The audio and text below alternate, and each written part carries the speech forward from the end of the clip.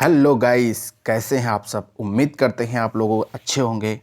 दोस्तों, आप लोगों ने पहले चैप्टर को, पहले पार्ट को, जो आत्मशासन और नेतृत्व का जो पहला पार्ट रहा, जिसमें आप लोगों ने काफ़ी अच्छा रिस्पांस दिया, उसी पर हमने दूसरा पॉडकास्ट लेकर के आ गया हूँ, दूसरा पार्ट लेकर के आ गया हूँ, जिसमें से मैंने आप लोगों को बताया था कि लीडर्स का मापदंड कैसे तय किया जाता है। बताना है हमें कि कैसे तय किया जाता है। इसमें से विकास की 4 अवस्थाएं भी हमने बताई। लीडर्स के पास भविष्य दृष्टि होती है, ये हमने फर्स्ट चैप्टर में बताया। चलिए अब नया शुरू करते हैं, जिसमें से मैं आप लोगों को बताऊंगा कि लीडर्स मापदंड तय करता है, उसमें से क्या क्या होता है। लीडर्स पूरे संगठन के मापदंड या पैमाने तय करता है। यह संभव ही नहीं है कि दृष्टि के संगठन के आधार पर अन्य व्यक्ति के पास में लीडर्स की ज़्यादा स्पष्ट भविष्य दृष्टि हो या उत्कृष्टता के ज़्यादा ऊंचे पैमाने पर कार्य करें। इसी कारण लीडर्स रोल मॉडल होता है। वह संगठन के हर व्यक्ति के मनोबल और मनोदशा को तय करता है और लीडर्स का व्यक्तित्व और कार्यशैली कंपनी के हर कर्मचारी, संगठन और विभाग पर प्रभाव डालती है। वाकई में लीडर्स का जो व्यक्तित्व है वो कंपनी की कार्यशैली और संगठन या विभाग पर वाकई में उसका प्रभाव पड़ता है। किसी भी कंपनी में मनोबल ऊंचे नीचे से ऊपर उठता है।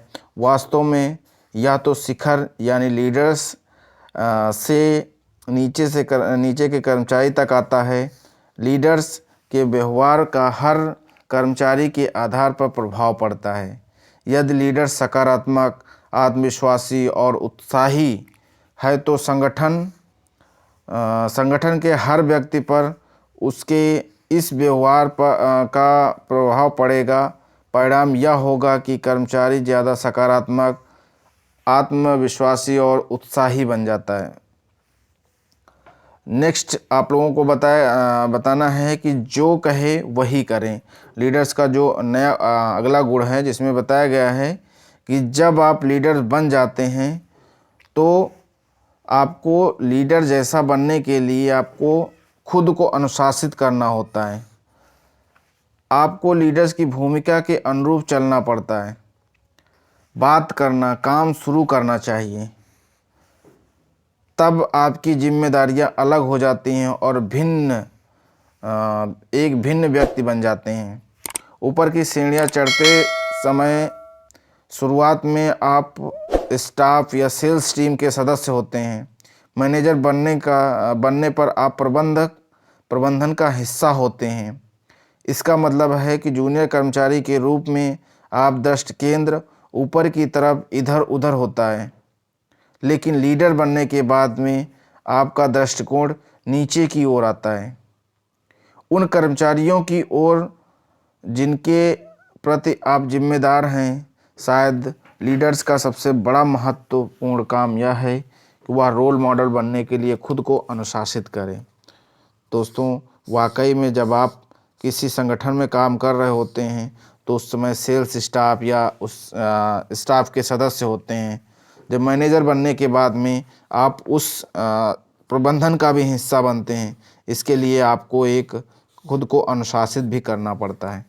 कल्पना करें कि हर व्यक्ति आपको देख रहा है और आपके व्यवहार के आधार पर अपने कार्यों और शब्दों को ढाल रहा है। लीडर्स बनने के बाद में आपके पास में आराम से बैठने की विलासिता नहीं होती है।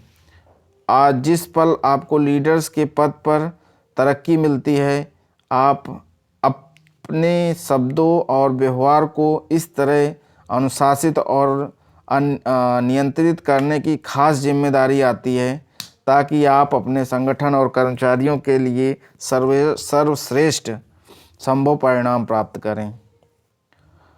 नेक्स्ट आपको बताया गया है कि पैमाने तय करें, जिसमें से लीडर संगठन के व्यवहार, कार्य की गुणवत्ता, व्यक्तिगत नियोजन, समय प्रबंधन और हुलिये के पैमाने का तय करता है।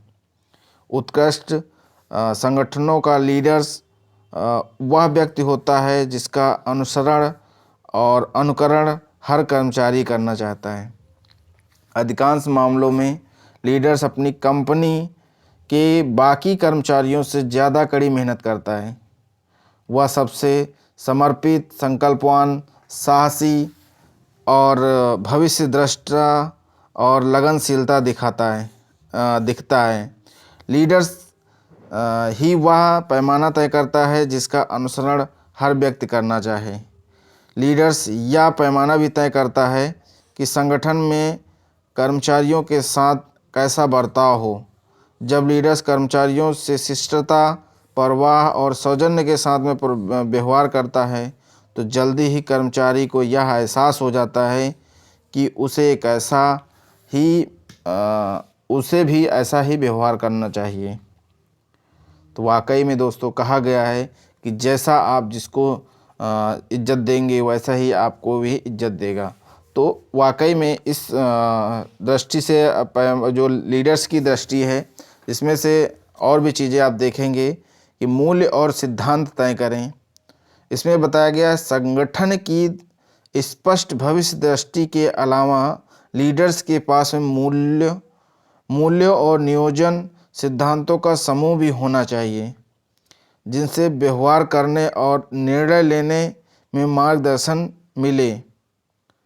हर एक को यह पता होना चाहिए कि लीडर्स और कंपनी के सिद्धांत व आधारभूत मान्यताएं क्या हैं। लीडर्स नैतिकता के ऊंचे मानदंडों पर चलना और उत्कृष्ट प्रदर्शन की भविष्य दृष्टि को हर वक्त व्यक्त करता है। उसे अपने शब्दों के अनुरूप व्यवहार करना चाहिए और अपने सिखाए मूल्यों तथा सिद्धांतों पर अमल करना चाहिए। लीडर्स का सबसे अच्छा पैमाना यह स्वर्णिम नियम है, दूसरों के साथ वैसा ही करो जैसा आप उनसे अपने लिए चाहते हो। वाकई में ये जो हमने पहले स्टार्टिंग बताया कि अगर आप इज्जत चाहते हो तो दूसरों को भी इज्जत देना सीखिए। तो इसमें एक उदाहरण के माध्यम से भी बताया गया है कि जब जैक वेल्च जनरल इलेक्ट्रिशियन के प्रेसिडेंट थे तो वे मैनेजर को प्रोत्साहित करते थे कि वे हर कर्मचारी से अच्छा व्यवहार करें। वे उनसे कहते थे कि किसी भी कर्मचारी के साथ व्यवहार करते समय वे याद रखें कि भविष्य में किसी समय वह कर्मचारी उनका बॉस भी बन सकता है। यानी तब पूरा समीकरण ही बदल जाएगा। बॉस अधीनस्थ बन सकता है और अधीनस्थ बॉस बन जाएगा। जाहिर है कि आप मैनेजर्स का कर्मचारियों के साथ में पूरी तरह बदल जाएगा और वे अपने स्टाफ के बहुत सम्मानजनक और शिष्ट व्यवहार करने लगें। और इसमें बताया गया है नेतृत्व के 7 सिद्धांत बताए गए हैं, जिन सिद्धांतों पर जो प्रभावी लीडर्स जो बनने के 7 सिद्धांत हैं, इसमें से व्यवहार और कार्यों में भी शामिल है। जिसमें से नंबर 1 पर है स्पष्टता। शायद यह आपकी सबसे बड़ी महत्वपूर्ण जिम्मेदारी है। आपको पूरी तरह स्पष्ट होना चाहिए कि आप कौन हैं और किन सिद्धांतों के लिए खड़े हैं। आपकी भविष्य दृष्टि बिल्कुल स्पष्ट होनी चाहिए। आपको सटीक से पता होना चाहिए कि आप अपने कर्मचारी का नेतृत्व उन्हें कहाँ ले जाना चाहते हैं। आपको पूरी स्पष्टता से मालूम होना चाहिए कि संगठन के लक्ष्य और उद्देश्य क्या हैं और उन्हें कैसे प्राप्त किया जाना चाहिए। वाकई में जो संगठन के लक्ष्य हैं, उद्देश्य हैं, उनको आपको मालूम होना चाहिए, तब एक सफल नेतृत्व के सिद्धांत में आप आ सकते हैं। और आगे बताया गया है ख़ास तौर पर आप संगठनों, मूल्यों और उद्देश्य की इनकी सार्थकता के बारे में बिल्कुल स्पष्ट होना चाहिए। आपके पास आसपास के और नीचे के हर कर्मचारियों को यह ठीक पता होना चाहिए कि वे जो काम करते हैं उसे क्यों कर रहे हैं और उनकी कंपनी का निर्णय किस उद्देश्य से किया गया है। दूसरा बताया गया है कि क्षमता। लीडर्स के रूप में आपको स्पष्ट प्रदर्शन का पैमाना बनना होगा। साथ ही आपको कंपनी के हर कर्मचारी का रोल मॉडल भी बनना होगा। आपका लक्ष्य यह होना चाहिए कि आपकी कंपनी प्रतिस्पर्धी सर्वश्रेष्ठ कंपनी जितनी या सबसे अच्छी बनी है उससे अच्छी बने। आपको अपने प्रोडक्ट की गुणवत्ता से बेहतर बनने और अपने ग्राहकों की सेवा करने के बेहतर तरीके खोजने में निरंतर जुटे रहना चाहिए। तीसरा जो महत्वपूर्ण बताया गया लीडर्स के सिद्धांत में, जिसमें बताया गया समर्पण। लीडर्स संगठन की सफलता के लिए पूरी तरह समर्पित होता है। उसे पूरा विश्वास होता है कि वह कंपनी अपने क्षेत्र में सबसे सर्वश्रेष्ठ और भविष्य में सर्वश्रेष्ठ बनेगी। संगठन के प्रति और सफलता तय उपलब्धि के प्रति इस उत्साही समर्पण से कर्मचारी को अपना सर्वश्रेष्ठ कार्य करने की प्रेरणा मिलती है। तभी वे अपना काम पूरे दिल लगा के करते हैं। नंबर 4 जो चौथा पॉइंट बताया गया है, बाधाएं। लीडर्स का काम उन बंधनों या बाधक के तत्वों से पहचानना है जिससे कंपनी की आमदनी और लाभ में सबसे बड़े महत्वपूर्ण लक्ष्यों पर असर पड़ता है। उन बंधनों और बाधाओं को दूर करने के लिए लीडर्स कर्मचारी को नियुक्त करता है और संसाधन आवंटित करता है ताकि कंपनी उस उद्योग में सर्वश्रेष्ठ कंपनी में से एक बन जाए। वाकई में। और जो पांचवा जो पॉइंट बताया गया है, रचनात्मकता, जिसमें से बताया गया लीडर्स सभी तरह के और सभी स्रोतों से आने वाले नए विचारों के प्रति खुला होता है और उन्हें ग्रहण करता है। लीडर्स उत्कृष्ट प्रोडक्ट बनाने, बेहतर सेवाएं देने और ग्राहकों को बेहतर देखभाल करने के लिए ज़्यादा तेज़, बेहतर, सस्ते और आसान तरीके खोजने के लिए कर्मचारियों को लगातार प्रोत्साहित करता रहता है। जो छठा बताया गया है, जिसमें बताया गया निरंतर सीखना, जिसमें से लीडर्स में पढ़ने और ऑडियो टेप सुनने की आदत होती है। एग्जीक्यूटिव के रूप में वह अपने व्यक्तिगत ज्ञान और योग्यताओं को बढ़ाने के प्रति समर्पित होता है। अपनी योग्यताओं को बेहतर बनाने के लिए उन्हें अतिरिक्त सेमिनार और कोर्सेस में भी हिस्सा लेना चाहिए। साथ ही लीडर्स के हर संगठन को सीखने और विकास करने के लिए प्रोत्साहित करना है। वह इसे व्यावसायिक जीवन का सामान्य से सहज हिस्सा बना लेता है। वह प्रशिक्षण और विकास के लिए समय तथा संगठन प्रदान करता है। लीडर्स जानता है कि वह सर्वश्रेष्ठ कंपनियों के बारे में सर्वश्रेष्ठ प्रशिक्षित कर्मचारी होते हैं।